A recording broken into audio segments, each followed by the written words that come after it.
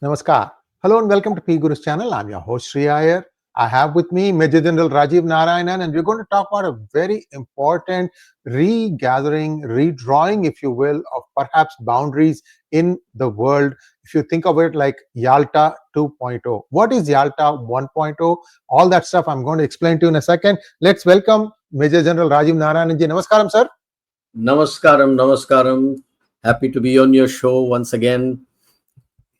Yeah, it is a very interesting thing.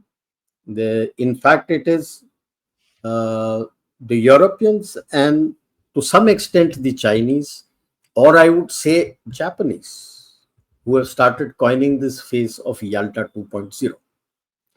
And the Chinese are feeling left out. Europeans are also left out. Japan, I think, is feeling the pinch that it's not being discussed at all. If you look at it, Japan, South Korea, and Australia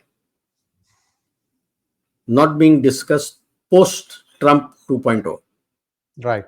Now, Yalta 1.0 was mid-February 1945. At that time, the Allies were very clear that Germany was losing. So they wanted to set the stage of the future global order post this war. There was one thorn which was left, which was Japan. And both Churchill and Roosevelt spoke to Stalin, who had attended, of Stalin also coming and helping out in their battle in Japan, because Americans by then had seen that the Japanese were fighting virtually last man, last round.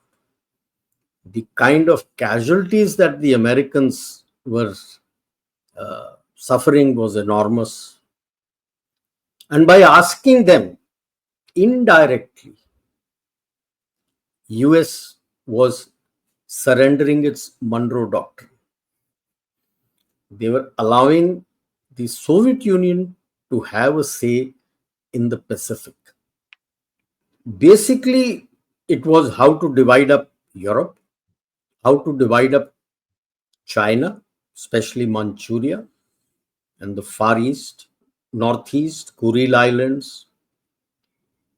And most important was how to structure the UN, the new international order to organization to take over from the League of Nations, and which is where they agreed to bring France in and have 5 permanent members. 5th being between Republic of China and India. One of them, they had not yet decided who would be the 5th member. As luck would have it, Roosevelt passed away. And his successors and then the Britishers and Americans, they were not too happy. And I'm not surprised that the Americans went for a nuke on the Japanese so that the Soviet Union would not have a greater say in the Pacific Ocean. But the deed was done in Europe. Eastern Europe came under the influence of Soviet Union. I don't think they had any choice. Eastern Europe had been conquered by the Soviet Union. Eastern Europe had been occupied by Germany, and whatever the West may say, the Second World War was won and lost on the Eastern Theater. 2/3 of the Nazi army and their allies were there. Only 1/3 was here, opposite the Western Front. And they had their boots on the ground. In fact, Soviet Union was magnanimous enough to divide Berlin into zones to be looked after by the Allies, because the Western was nowhere. They were on the River Elbe. They were much further away from Berlin. They were nowhere near Berlin. Berlin was captured by the Soviet Union, and they had met up with the Western Allies on the Elbe. So that was the whole problem. And of course, then they fell foul of Soviet Union, and they had refused the corridor, and so the air corridor was made, and rest is history. So Yalta 2.0 was essentially that Soviet Union would look after the Eastern Europe, and Northeast Asia was given as the zone of influence for the Soviet Union, especially Manchuria. They were given control of Port Arthur, which is some Lunshunko or something. It's near Dalian port. It's Lunshunko port. And the railway lines and Kuril Islands and other things, they were given that. Of course, then things changed on the ground subsequent to that, and civil war happened, and China became a communist. At that time, they had taken it because it was ROC. It was not a communist time. Yeah. Just quick thing, sir. Some details. The conference took place from the 4th to 11th of February 1945. It was in the modern day Crimea, and it's a place called 𝗲𝗏𝗍𝗍 Palace. That's where they all met. It is interesting that the meeting was supposed to have been at a neutral venue, but Stalin hated flying, and he insisted that it be taken, somewhere here, and that's how they ended up meeting there. That's the first part. The second interesting thing that I didn't know this thing until recently was that Mao was actually part of the Kuomintang under Chiang Kai-shek for some time. Yeah. See, what had happened was that Sun Yat-sen, Yes. and that time Sun Yat-sen, Kuomintang, they were all getting support from Soviet Union against the Japanese. And so they had brought them together, and they said, you must fight together. So while Sun Yat-sen died early, and then I think 25, and then Chiang Kai-shek was there, he had initially listened to the Soviet Union. But then around 27, 28 is when he found that the Communist Party was subverting the Kuomintang and the National Army. And that's when he got after them, and there was big fight, and then of course ended up in the long march to Shanxi province to the north.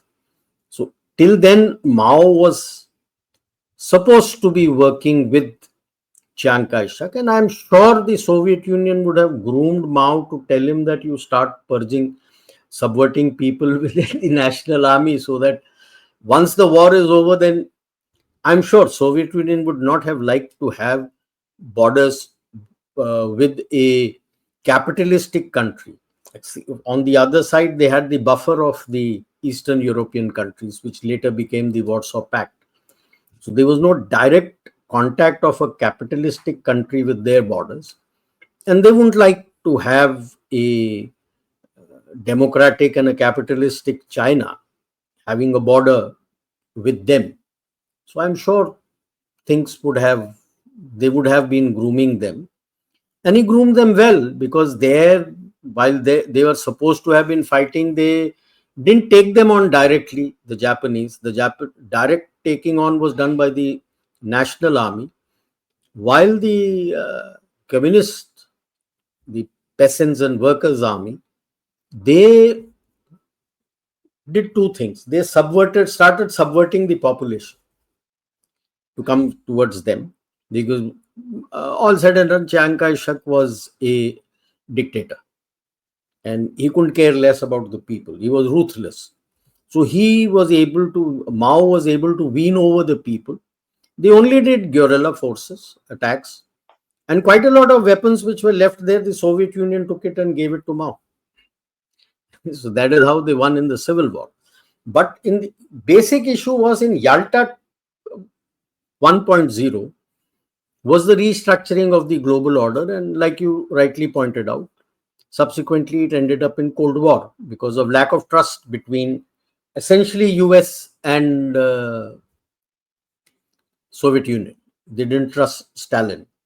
They were screaming as to why Roosevelt had handed over Eastern Europe to Soviet Union. What did they expect? What did these fools expect? That they would be able to fight Soviet Union? They didn't have as many boots on the ground as Soviet Union had there. So Soviet Union was already in occupation of that area. Yes, if they had said that why was Soviet Union being given the Northeast, that was the deal to Roosevelt did that, which Stalin said, if you want me to come and fight there, then Manchuria has to be with me. That becomes the launch pad for me to fight. Because after all, they had been fighting the Japanese there. Port Arthur, which he wanted back, 1905 was when the Japanese captured that. Otherwise, that area, Port Arthur, was with Soviet Union. Then I would rather say Tsarist Russia at that time. Right. And they defeated the Japanese, Zhuhou only. It's very famous in the Russian military history, Battle of Khalkhin-Gol, where he defeated them. And so that is how all these areas he wanted to get back, because that used to be under their influence, and West had no boots on the ground there ever. The maximum the Westerns had come was to Vietnam, Indochina. There are no boots there. So I'm surprised these people felt bad. And people may not know NATO came first to counter Soviet Union. They became angry, the relations became bad. They formed the NATO first, and in response, Stalin formed the Warsaw Pact. So it was not Warsaw Pact created NATO, it was NATO which led to the creation of Warsaw Pact. But anyway, that apart, now you find both China and Europe getting worried, because one round of talks is already over between Lavrov and Rubio. One round of talks is already over between Trump and Modi when he visited there, Trump and Putin on phone, and Modi is going to Russia in April. So now they get worried that they're out of the loop. We all know what Vance and Hegseth said in Europe. Night resounding slap. Doesn't seem to have worked, at least in German elections. So they brought back the CDU. Now, whether it is CDU or SDP, it is just the same thing with a different dress. If the SDP wears suit, the CDU wears the same thing in tuxedo.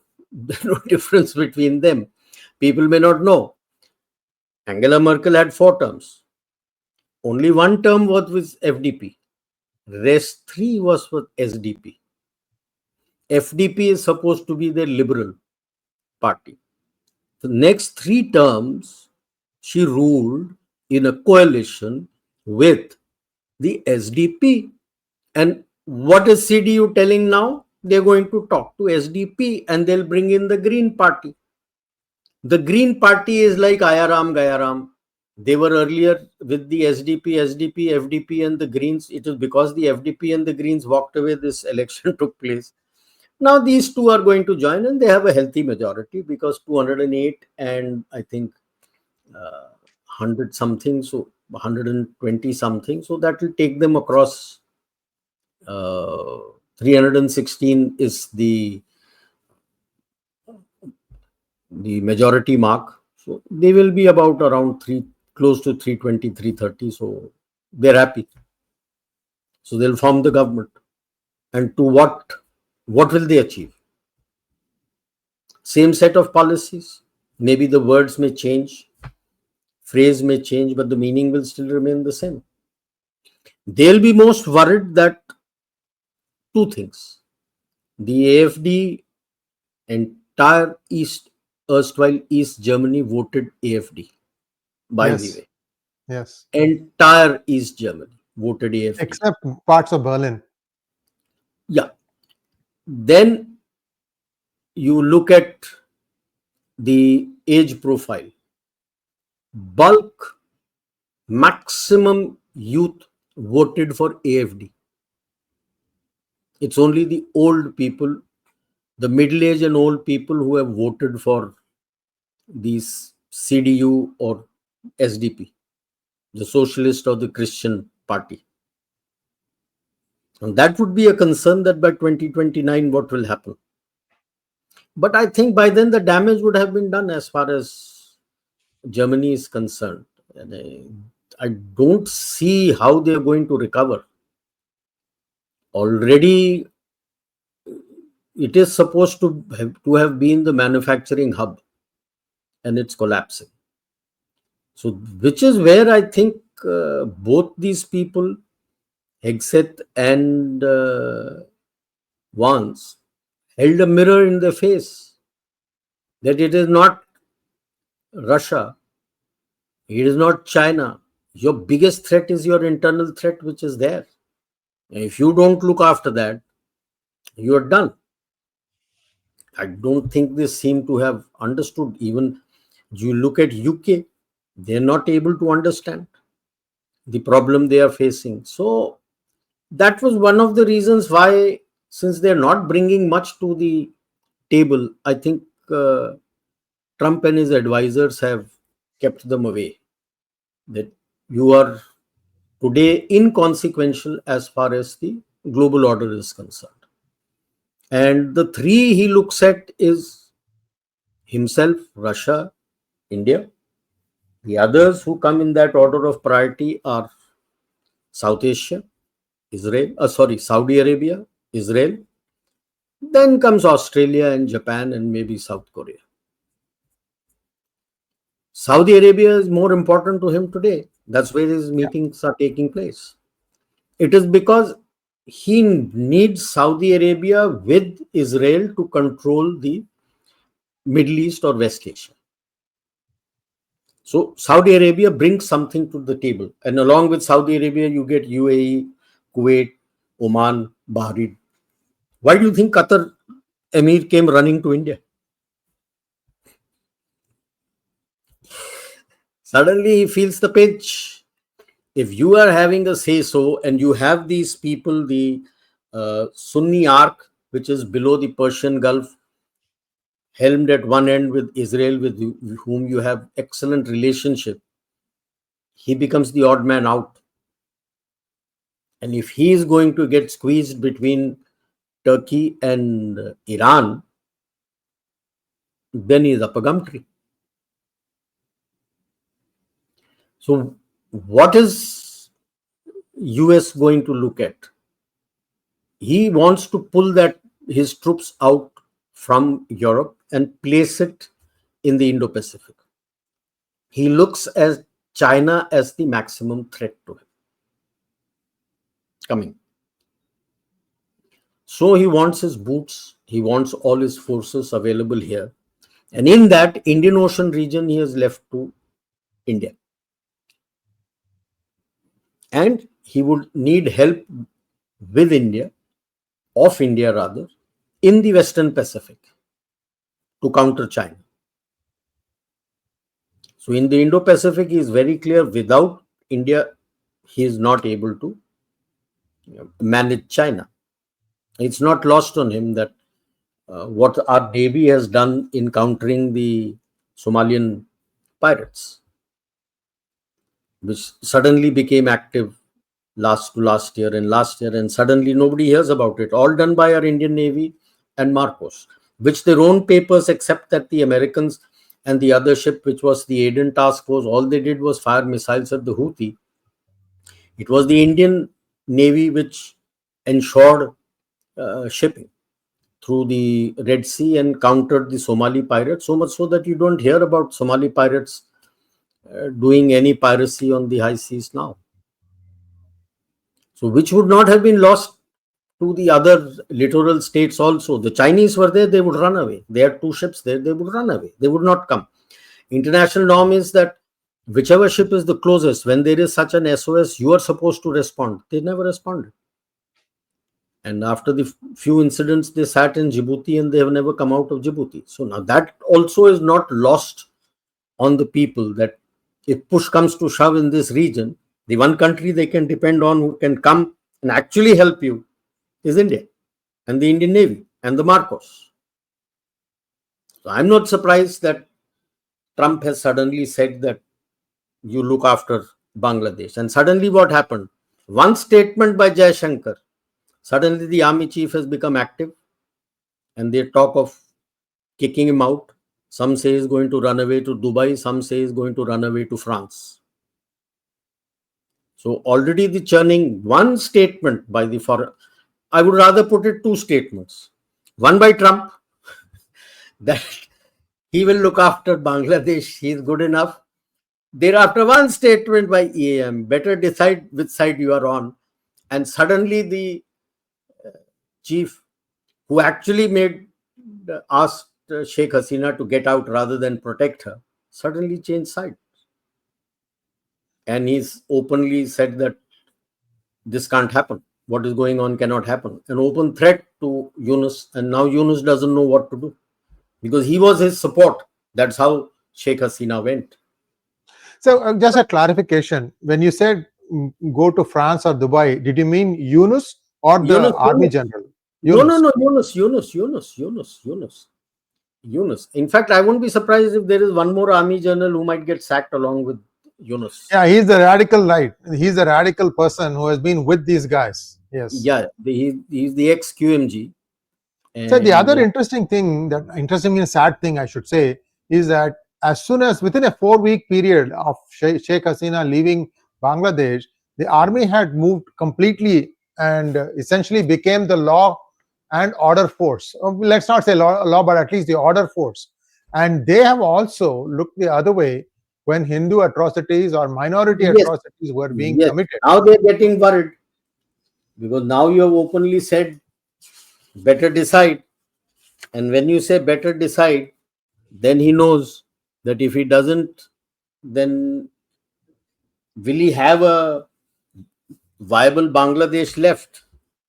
So then these worries start coming in, that what can happen, what will happen, will it stay as a state or will it stay as a rump state?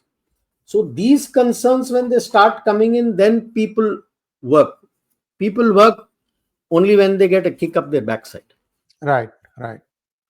So this chap, I was just Lieutenant General 𝗤𝗏𝗄𝗏 𝗏𝗏𝗏. He's the ex-DGFI, who's the QMG.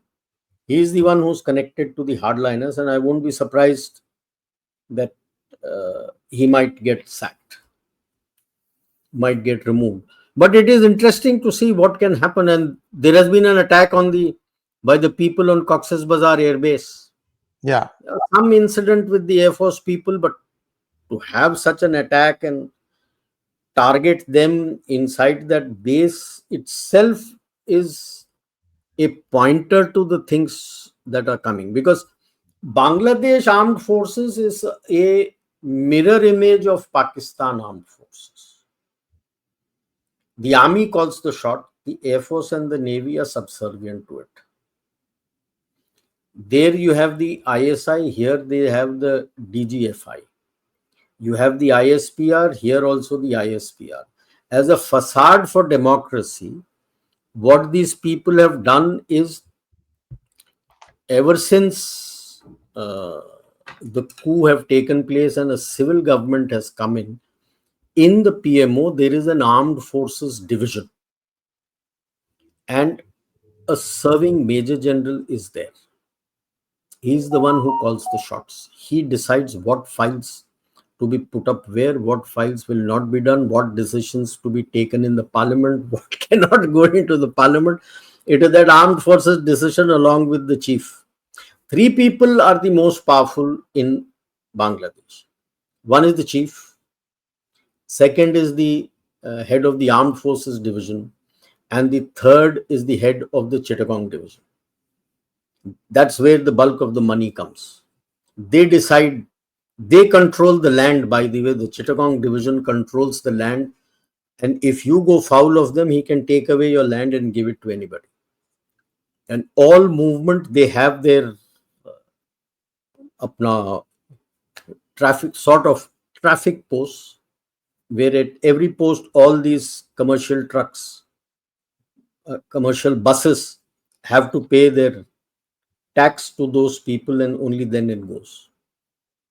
And as far back as 93, 94, when I did my staff course there, the annual earning of that division which went to the army was 1,500 crore taka. That was their annual earning. Anything, because there is a lot of river transport, anything traveling on the river and fields, the farmers had to pay their tax in cash. That is the kind of army they have. So that is where they are worried. He may make any sounds that I will do this, I will do that. He knows that the people are not with them and he can't fight. So he is worried. So which tells you that the kind of influence zone, I'm only seeing, I think back like Yalta 1.0, Eastern Europe will be given to Russia as the zone of influence back of Russia. And I won't be surprised if they start moving out of Serbia and all these places. And what happened, Bosnia, Herzegovina and all these Western boots will have to get out. But in terms of population, in terms of the army, you think the Russian army now is as powerful as it was during Stalin days? No, not at all. Not at all. You see, they have not, fine, they have responded to the drone threat by making a counter drone threat. But what the, see, the drones were, you can say, like unarmed vehicles which are flying. You're controlling it by radio signal. Now when these, you countered them by jamming those frequencies or shooting them down, the tactical drones like the Ukrainians are bringing out is using the old, like used to have the anti-tank which had the wire guided. So the short range drones which these Ukrainians are using are wire guided. They're more difficult to jam. You got to snap the wire, or it has to be kinetic to knock it out. But these are, I would say, as this is subcutaneous. It is just on the surface. You have to bring in new thought of how you're going to structure your forces to be able to look after, to counter all these and be able to do your movement and penetration. It is First World War type trench fighting. Why? Because you have the firepower, you're throwing in the firepower, but when your people are going, they are getting hit by the drones. So you're crawling forward. He may say that they are my people, I don't want to kill them, but then there is no maneuver. Just firepower alone is not going to get you anything. Yes, it's going to destroy things. But unless you have boots on the ground who can move and maneuver fast and occupy those areas that you have hit by fire, it's of no use. That's what is fire and maneuver all about. So what you're seeing is a repetition of the First World War. Intense firing and then boots go a little bit. You just crawling 400-500 meters, 800 meters, slowly you're crawling forward. So I'm sure they would have also suffered very heavy casualties, which they're not telling much. Otherwise, why was the need for getting 1 lakh boots of the North Koreans out there? So the method of fighting, he may still keep calling it special military operations. They could have done a better job. I don't think they have that. They also not fought from the Second World War. Right. They went into Afghanistan and got thrashed and came back. Like the Americans got thrashed in Vietnam and came back. See, you got to think fast, think deep. You need thinkers to be able to structure your forces. Like I keep telling our people that it's all okay, but in air we talk of favorable air situation and local favorable air situation. So now is the time when you got to talk of favorable multi-domain situation and local favorable multi-domain situation. And what is the kind of resource that you need and what is the type of corridor that you're going to get to be able to put your forces out there. And then that forces should be grouped accordingly, so that once they reach there, then even when this corridor that has been created goes off, you create a dome to protect yourself out there. Now, if you're not going to structure your resources like that, and you're just going to do small things, make the tank like a tortoise and make this and that, well, that is at the tactical level. There's nothing concrete which has come out at the operational level. So the Russians, they are happy that they are going to retain whatever they have. That much. And I'm told they have signed the deal, 50% of the money from the minerals to go to Russia, US. Yes.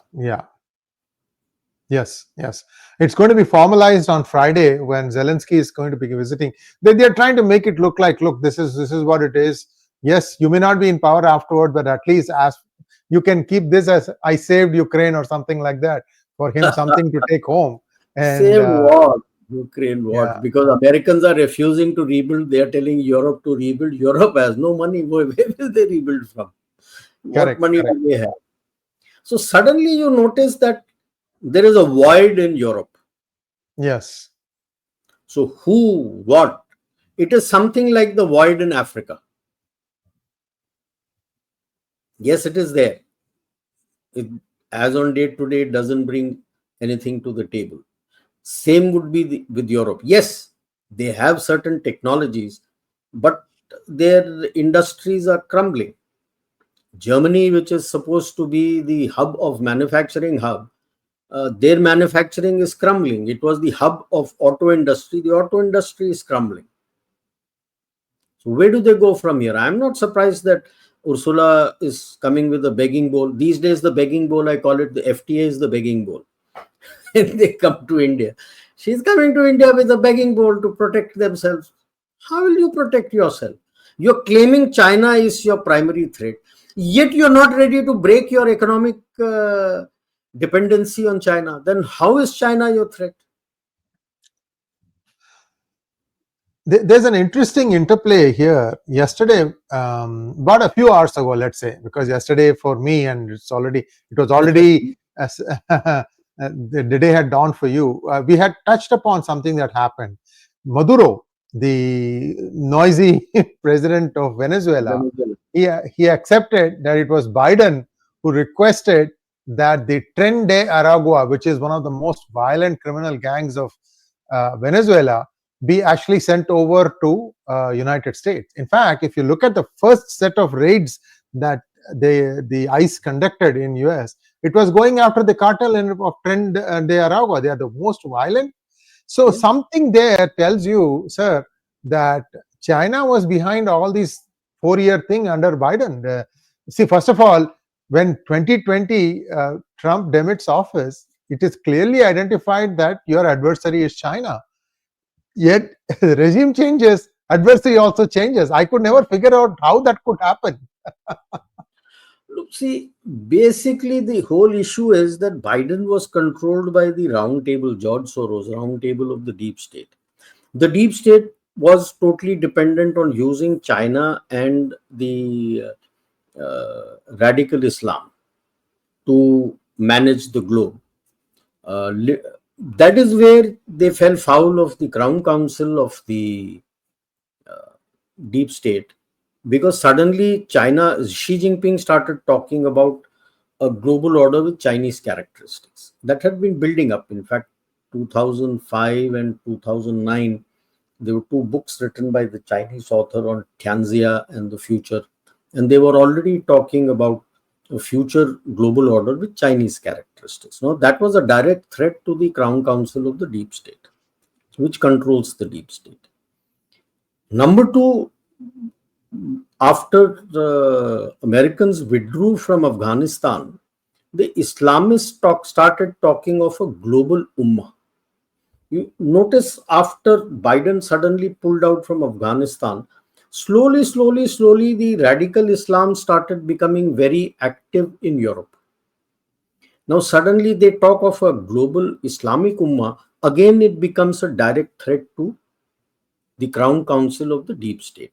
So that is when they decided that these people had to go. Now, whether Biden was there or Kamala Harris or even Michelle Obama, anyone was there, they were bound to lose. The Crown Council essentially controls a whole lot of money. They are the old, you could say, the royalties who had colonies, European royalties who had colonies. And by early 50s, they had understood that without the Americans, they won't be able to manage. So the old MNCs, family MNCs, Bill Gates, Carlyle, DuPont, all these people came. Rockefeller and Rothschild, these were the moneyed houses. They brought in about 12 to 15 hedge funds. And at one point in time, they controlled the money that was invested in these hedge funds, which controls various things, was to the tune of over $500 trillion. Now the global GDP is at 100 trillion. Now you can imagine. So when Trump says, I'm going to destroy the deep state, I laugh. It's so deeply embedded. The webs are so deep. It is the round table which executes their policy. So the connect between the royalty and the round table, there is a committee of aristocrats. It's called the committee. Used to be 300, maybe more, maybe could be less. It's called the Bilderberg Conference. It began in 54, which is when the Americans were brought in to help manage the globe, where they said that in various places, like especially Africa, the investment was just enough for infrastructure so that the raw material could be brought out from the ports. Rest of the money was to ensure that a repressive regime was in place. That is how they were controlling everywhere, whether it be Africa, whether it be Latin America, whether it be Asia. This is how they were planning to do that, were doing it. So now when the round table, these people have to go and a new lot has to come in, which is where the churning now takes place. So for them, China is no. So anybody who says Yalta 2.0 is US, Russia and China, good luck to him. China is never going to be on that table. As long as the Crown Council is there, China can forget it. Because Xi Jinping shot the bolt by calling the new global order with Chinese characteristics. So they will never touch him with a barge pole. Why am I saying that you will be part of it? Because all the while you are not asking for a new structure. You are asking for a revision to the structure, which is in line with the extant geostrategic environment. That whoever brings something to at the global high table should be part of the decision making there. Directly telling that Britain and France don't bring anything to the table. They have nothing to bring to the table. So what are they sitting there with a veto power out there? So you are not talking of taking out something and bringing something new. You are talking of realignment and restructuring the existing thing. So they're okay with you. Why will they not be okay with you? You are the rising power. You are the only economy at the moment which is rising. None of their economies are doing well. IMF and World Bank are openly saying that the global economy is dependent on you. And people may have not heard about it. It is called the Kindleberger trap. Kindleberger was one of the economists who made out the Marshall Plan, was part of that Marshall Plan. So he had written a book analyzing the reasons for the Great Depression after the First World War. He said after the First World War, the Europeans had nothing left. Economically, they were devastated. USA had excessive capacity to supply, but USA was not part of the new system which came in place, the League of Nations. Surprise, surprise. USA was part of the drafting of all the Charter of League of Nations, but they were not a signatory to it. They were kept aside. And they didn't want to be part of it because of the Monroe Doctrine, that Europe is your area and Pacific is mine. What happened? Europeans didn't have the capacity to buy. Your overcapacity, you collapsed. You exactly see what is happening to China today, overcapacity. He's collapsing because of overcapacity. There's nobody to buy. He's spending money to make it, There's nobody to buy. Same thing happened in USA. You spent money to make so many things, to run your plants. There was nobody to buy. And that is where you went into a Great Depression, which people now in his name call it as the Kindleberger trap. They don't want that Kindleberger trap again, no? Everybody is facing economic problem. They need you. Why is everybody making a beeline to India for FTA? It's because of this. If India doesn't put out its hand to support them, they're done and dusted. You think Meloni has any great liking for India? No. She's making all the noise because she needs India. Now, IMEC, there will be a three-way fight between France, Italy, and Greece. Where is it going to land as a port from where it will go to Europe? Greece is looking at coming out of the Chinese hold, and they will give you Piraeus port on a platter. Now, Piraeus port is one of the biggest ports in the Mediterranean. None of the other ports, which whether France gives you or Italy gives you, is as big a port as Piraeus. Piraeus is the main hub from where things break out and push out to other places. At the moment, COSCO, since I think 2008 or 9, they are running that port. So if China is out, that's the only place they have. They had Haifa, it's gone, it's with Irani. So I won't be surprised Greece is going to offer it. Which ports are Italy and France going to offer? Whoever gets it, they make the money. So, and for Trump, IMEC is top of the shack, what he's going to make, because India, and then on the other side you have Saudi Arabia and Israel. That's the anchor that he's looking at in this region for stability. And in that is why he's given it out. And suddenly you find Pakistan, man, Shahbaz Sharif, God knows, Mungeri Lal ke Haseen Sapne, what he snorted and came saying they're going to do better economically than India. Well, good luck to him. Without any education, without anything, doing nothing, he wants to do better, because suddenly they realize that till now they were playing one against the other and making use of the geostrategic tensions in the region because of the place. There is no tension in the region. China is scared of India. They've blinked and they have pulled off after 4 years of face-off. They're the ones who have pulled off from the LAC. We have not. They just walked back. People couldn't survive. Russia is in good books with you. US is in good books with you. Nobody wants Pakistan. He keeps screaming, nobody wants Pakistan. The geopolitical and geostrategic environment has changed. Now, how does he make himself viable? Only if you have something to offer economically or technologically that you can be viable. There's nothing left. CPEC is dead. Balochistan is gone. Neither Pak army nor the Chinese can access Gwadar through land. It's gone. The BLA calls the shots. KP is gone.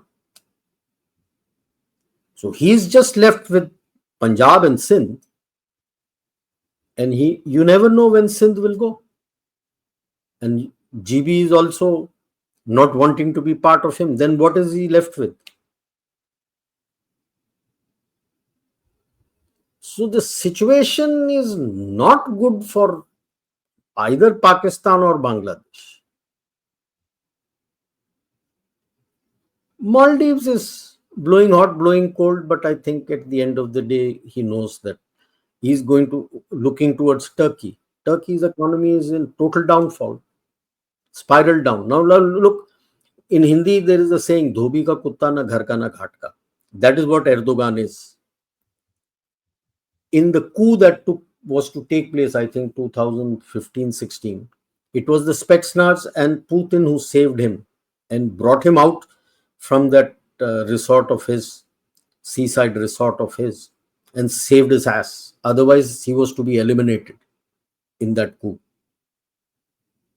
He's burnt his bridges not just with the US and the West, he's burnt his bridges with Russia also. Where does that leave him now? Except Iran, China, Qatar, he knows he can't trust. Qatar is suddenly coming to India with a begging bowl. So where is Turkey now? Sir, literally and physically, Qatar is all gas. Yeah, it is. Whichever way the wind blows, he'll go that way.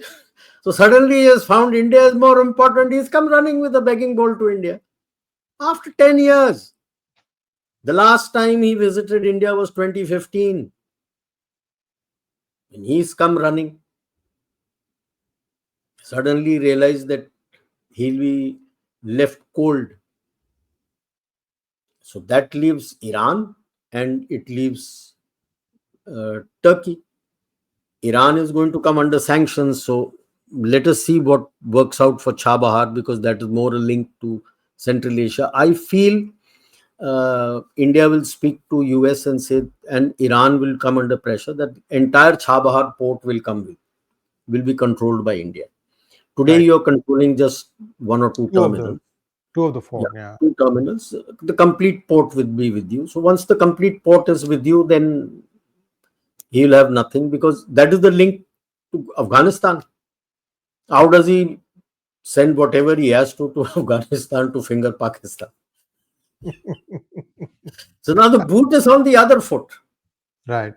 They is sending people things to Afghanistan to finger Pakistan. And earlier they were using Pakistan to finger India. The boot is suddenly on. Suddenly Pakistan realizes that I can't manage. China is angry because the CPEC has gone down the drain, but I don't know why he's angry. The BRI is down the drain as it is. I'd spoken to them in 2018 also, some of their provincial party leaders, especially Sichuan. If you're spending so much of money, you're going to get nothing. Because I spoke to them about the ports. At that point in time, around 2017, the Financial Times had taken out a detailed report wherein they had said that almost 70% of the international maritime shipping route ports were either controlled by the Chinese companies or they had controlling stakes. Okay, either they were owned by them or they had controlling stakes. And that amounts to trillions of dollars, which you have over a period of time spent. None of the BRI ports was anywhere linked to the international maritime trade route, but they were adjacent to it. Case in point I was giving them is Hambantota, Gwadar. None of them are on the international shipping route. You're sinking in so many dollars out there. How are you going to get money back? So that time they told me that even if we get 20% back, I said, you're fools, you won't even get any money. Zero is what you're going to get, because the money you have invested in are all least developed countries. They can't pay back. So if you, and your infrastructure, whatever you have made are white elephants. How are you going, have you planned a crisis plan, a plan B or a plan C or a plan D, that if you don't get any money, what are you going to do? Okay, I said, you're telling Hambantota or you have taken Gwadar. Taken Gwadar and do what? You are only going to spend the money to sustain that port. Where is the money coming from? They won't listen. Now what has happened today? There's no money coming from any of the BRI infrastructure that they have made. On the other hand, they have angered the locals who have become anti-you. Take Africa, take Pakistan. All of them have become, take Sri Lanka. The locals have become angry with you that this is a white elephant because of which I've lost sovereignty of my country over that patch of land. Which man who is a nationalist will like it in any country? So today, China is in a place, he's not bringing anything to the table for maintaining peace and stability. What he brings is strife. And I'm not surprised that everybody is ganging up against China. Every action has an equal and opposite reaction. Chinese are facing the reactions today. Even if they become a socialistic sort of a country, a parliamentary democracy, because there is the CPC itself is in a strife, because some say that he has had a second stroke and they don't know who will be after Xi. Now openly people are talking who after Xi, and they don't know. You have Liu Yuan, who is the son of Liu Shaoqi, who used to be the president when the Cultural Revolution had started. At that time, she wanted to bring in the PLA because his Red Brigade, the red shirts were not able to manage the people. He was against it. He purged him, killed him off in the jail. It's his son who was retired as a major general in the PLA. He was a political commissar. Year before last, end of the year, they always used to get together. I think November was when Deng Xiaoping's birthday was, their anniversary. They used to all get together. This time, that time Xi Jinping didn't come, and after that he has never gone. Liu Shaoqi got all the princelings together and threw his hat in the ring as a counter to Xi that you cannot get away with what you're doing.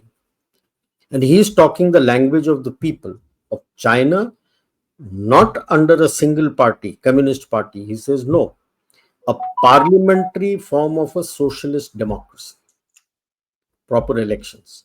The youth, when they had gone to Taiwan to see the elections, the youth of Taiwan have told them, if you want, we will come and teach you how to be a parliamentary democracy. Become a parliamentary democracy, we'll merge you. In short, if they become a parliamentary democracy, then ROC takes over PRC. Yeah. Right.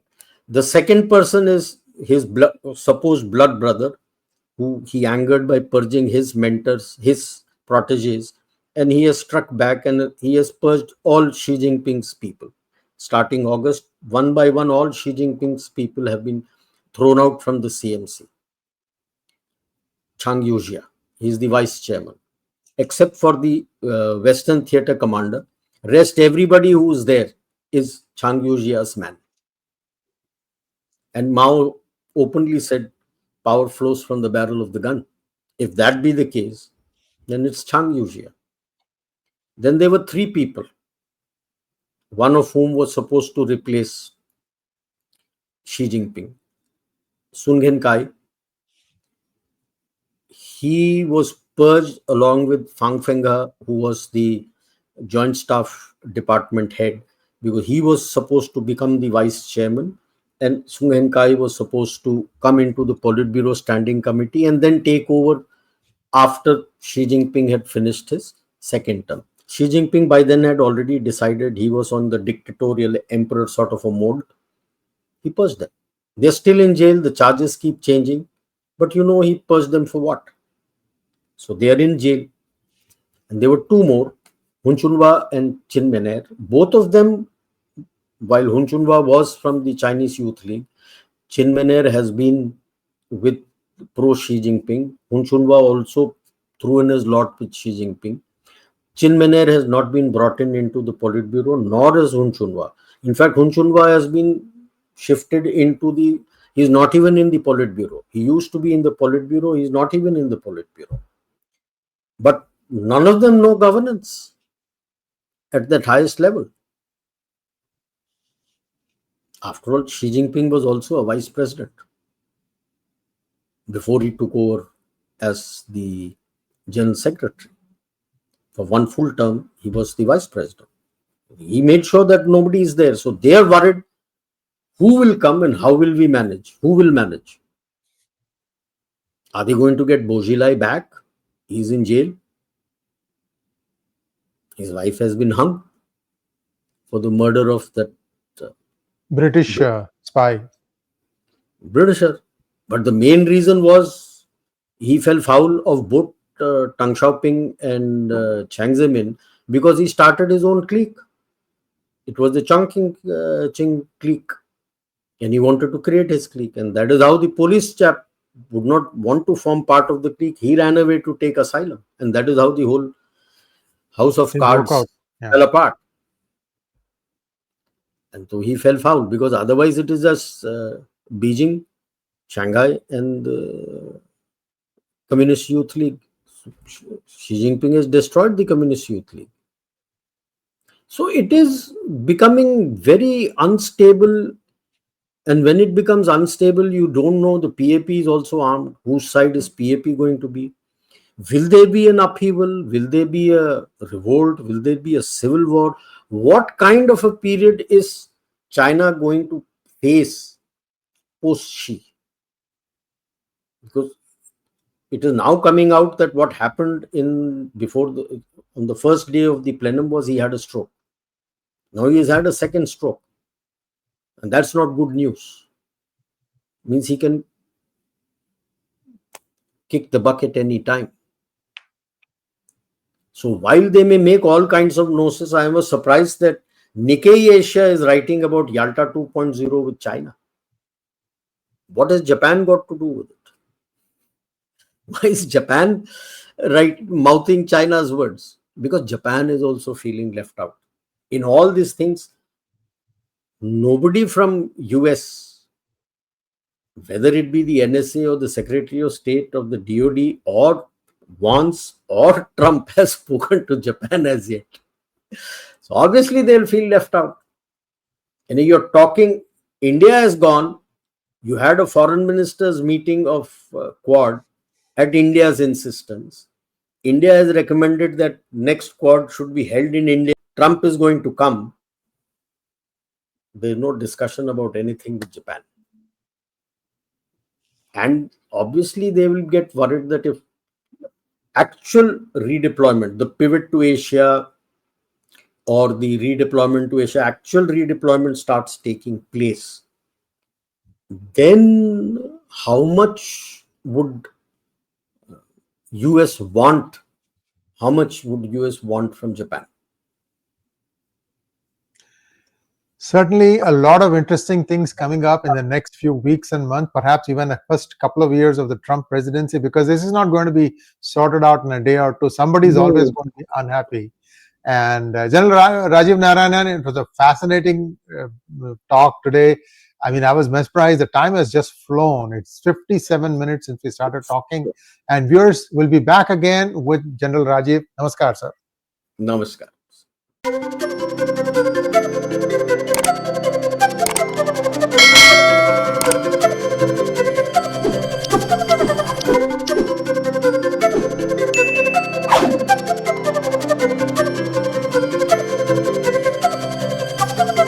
Thank you.